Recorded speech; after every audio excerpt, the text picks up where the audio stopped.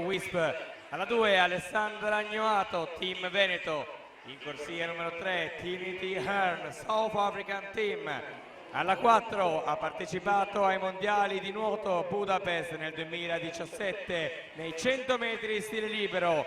Ha un tempo stagionale nei 100 metri farfalla di 57,67 che la piazza all'11ª posizione per South African Team Erin Gallagher.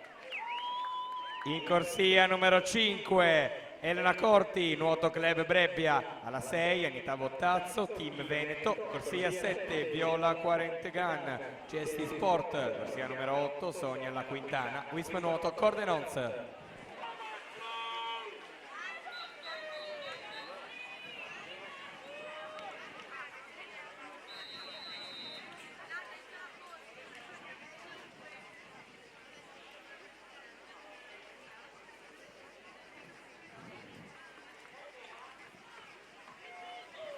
Partita è la prima serie 100 metri farfalla assoluti femmine, il record del circuito Nuoto Italia e del 2018 nella tappa di Imola Ilaria Bianchi 58,87.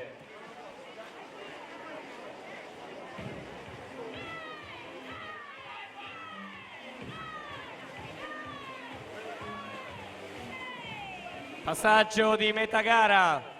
Erin Gallagher 27,92, seconda posizione Sonia La Quintana 29,18, un secondo 26 separa queste due atlete al passaggio di metà gara.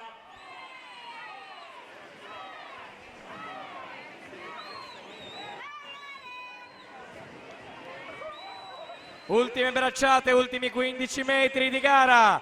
Erin Gallagher, South African Team, si aggiudica questa prima serie col tempo di 1:00,73. Seconda posizione Victorita Bognadeci 1:02,73.